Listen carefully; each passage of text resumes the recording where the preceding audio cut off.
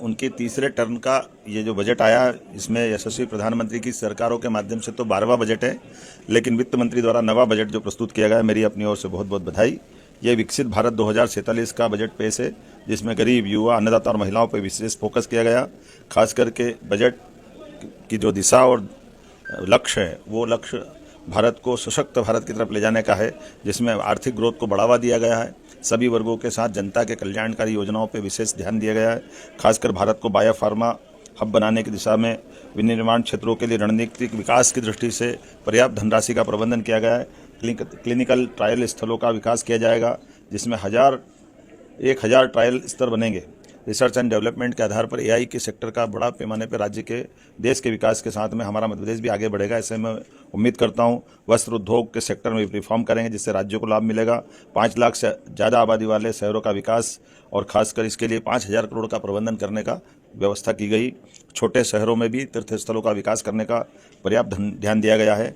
Care ecosystem के माध्यम से बुजुर्गों का इलाज सही समय पर हो जाए, इसका प्रबंधन भी किया है। देश के प्रत्येक जिले में एक महिला छात्रावास बनाने का निर्माण, ये नारी सशक्तिकरण की दिशा में ठोस कदम है। भारत ग्लोबल मैन्युफैक्चरिंग का हब बने, इसके भी पर्याप्त प्रबंधन किए गए हैं। इससे कई वैश्विक देशों की चुनौतियों से निपटने में भी हमारी सरकार सक्षम होगी। गंभीर बीमारियों के लिए दवाई सस्ती करके ये सच में बड़ा काम किया है, जिसमें बीमारों के लिए कोई वर्ग का भी हो, लेकिन गंभीर बीमारियां हैं, उसका इलाज बड़ा महंगा पड़ता है। ऐसे में दवाई को सस्ती करना, माननीय प्रधानमंत्री जी को, माननीय वित्त मंत्री जी को बधाई देना चाहूँगा। खास करके पर्यटन स्थलों पर हजारों गाइड रख करके रोजगार के नए मार्ग को ढूंढने का प्रयास किया गया है। आर्कियोलॉजी की दृष्टि से, पुरातत्व की दृष्टि से जो रिजर्व स्थान है, उनको भी टूरिज्म की दृष्टि से खोलने का जो निर्णय किया गया है, इससे हमारी प्राचीन विरासत को भी लोग जानने समझने के लिए अवसर लेंगे। और ऐसे में विदेशी पर्यटकों को लाने के लिए 2% टैक्स की कमी करते हुए उनके लिए जो विशेष सौगात दी, जिसके आधार पर वैश्विक स्तर पर टूरिज्म के सेक्टर में भारत का स्थान और बढ़ेगा। जिला अस्पतालों को अपग्रेड करने का निर्णय किया है। इनकम टैक्स के में छोटे करदाताओं के लिए प्रक्रिया आसान की है। राजकोषीय घाटे का 4.3% का लक्ष्य मध्य प्रदेश की दिशा में निश्चित रूप से हमको लाभकारी होगा। राज्यों के लिए मध्य प्रदेश के लिए 1,40,000 करोड़ का अनुदान रखा है, जिसमें मध्य प्रदेश को भी राज्यों के लिए 1,40,000 करोड़ का अनुदान देने का निर्णय किया, जिसमें मध्य प्रदेश भी लाभान्वित होगा। मध्य प्रदेश तो टेक्सटाइल के क्षेत्र में भी, जब पीएम मित्र पार्क का उद्घाटन हमने भूमि पूजन माननीय प्रधानमंत्री जी के माध्यम से किया था, जिसमें 3 लाख से ज़्यादा लोगों को रोजगार मिलेगा। 6 लाख से ज़्यादा कपास उत्पादक किसानों के लिए पूरा मालवा निमाड़ एक तरह से एक नई छलांग लगाने के लिए हमने पिछले समय उसका भूमि पूजन कराया। इससे इस बजट के माध्यम से वैश्विक स्तर पर कॉटन के कपड़े, रेडीमेड गारमेंट्स, सभी प्रकार के सेक्टर के लिए अनोखी और बहुत दूरगामी दृष्टि से नीतियां बनाई गई है, जिसका लाभ पूरा देश उठाएगा, मध्य प्रदेश उठाएगा। मैं अपनी ओर से, मध्य प्रदेश सरकार की ओर से, प्रदेश की 9 करोड़ जनता की ओर से आज इंदौर में मैंने इस कार्यक्रम में शामिल होकर के बजट भी सुना। बजट से जुड़े हुए विविध अलग अलग श्रेणी के विद्वानों के साथ संवाद भी हुआ, उनके विचार भी जाने, और उनने सबने एक मुक्त आज का बजट ऐतिहासिक है। इसमें देश की नारी शक्ति का सशक्त प्रतिबिंब झलकता है। महिला वित्त मंत्री के रूप में निर्मला जी ने लगातार 9वीं बार देश का बजट प्रस्तुत करके नया रिकॉर्ड बनाया है। ये बजट अपार अवसरों का राजमार्ग है। ये बजट वर्तमान के सपनों को साकार करता है और भारत के उज्जवल भविष्य की नींव को सशक्त करता है। ये बजट 2047 के विकसित भारत की हमारी ऊंची उड़ान का मजबूत आधार है। उनका ये जो बजट आया, इसमें यशस्वी प्रधानमंत्री की सरकारों के माध्यम से तो 12वां बजट है, लेकिन वित्त मंत्री द्वारा नवा बजट जो प्रस्तुत किया गया है, मेरी अपनी ओर से बहुत बहुत बधाई। ये विकसित भारत 2047 का बजट पेश है, जिसमें गरीब, युवा, अन्नदाता और महिलाओं पर विशेष फोकस किया गया। खास करके बजट की जो दिशा और लक्ष्य है, वो लक्ष्य भारत को सशक्त भारत की तरफ ले जाने का है, जिसमें आर्थिक ग्रोथ को बढ़ावा दिया गया है। सभी वर्गों के साथ जनता के कल्याणकारी योजनाओं पर विशेष ध्यान दिया गया है। खासकर भारत को बायोफार्मा हब बनाने की दिशा में विनिर्माण क्षेत्रों के लिए रणनीतिक विकास की दृष्टि से पर्याप्त धनराशि का प्रबंधन किया गया है। क्लिनिकल ट्रायल स्थलों का विकास किया जाएगा, जिसमें 1000 ट्रायल स्तर बनेंगे। रिसर्च एंड डेवलपमेंट के आधार पर एआई के सेक्टर का बड़ा पैमाने पर राज्य के देश के विकास के साथ में हमारा मध्य प्रदेश भी आगे बढ़ेगा। ऐसे मैं उम्मीद करता हूं वस्त्र उद्योग के सेक्टर में रिफॉर्म करेंगे जिससे राज्यों को लाभ मिलेगा।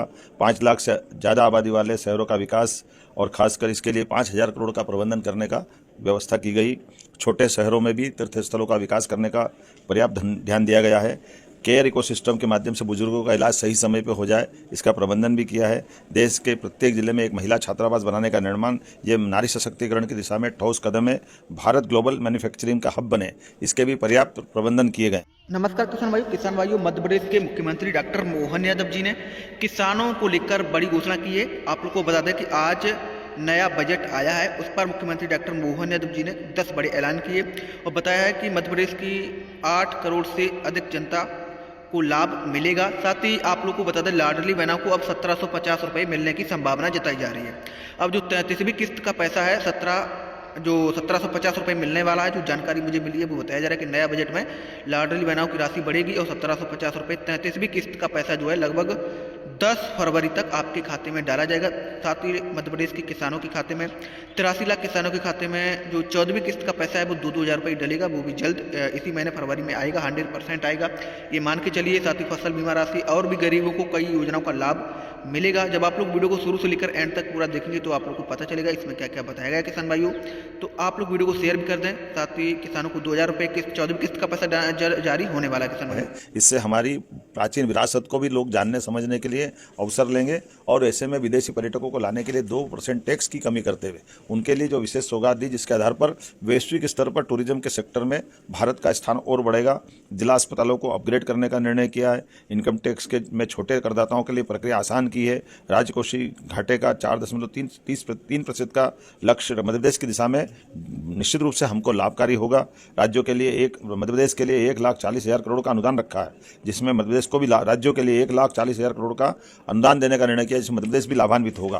मध्य प्रदेश तो टेक्सटाइल के क्षेत्र में भी जब पीएम मित्र पार्क का उद्घाटन हमने भूमि पूजन माननीय प्रधानमंत्री जी के माध्यम से किया था, जिसमें 3 लाख से ज़्यादा लोगों को रोजगार मिलेगा। 6 लाख से ज़्यादा कपास उत्पादक किसानों के लिए पूरा मालवा निर्माण एक तरह से एक नई छलांग लगाने के लिए हमने पिछले समय उसका भूमि पूजन कराया। इससे इस बजट के माध्यम से वैश्विक स्तर पर कॉटन के कपड़े, रेडीमेड गारमेंट्स, सभी प्रकार के सेक्टर के लिए अनोखी और बहुत दूरगामी दृष्टि से नीतियां बनाई गई है, जिसका लाभ पूरा देश उठाएगा, मध्य प्रदेश उठाएगा।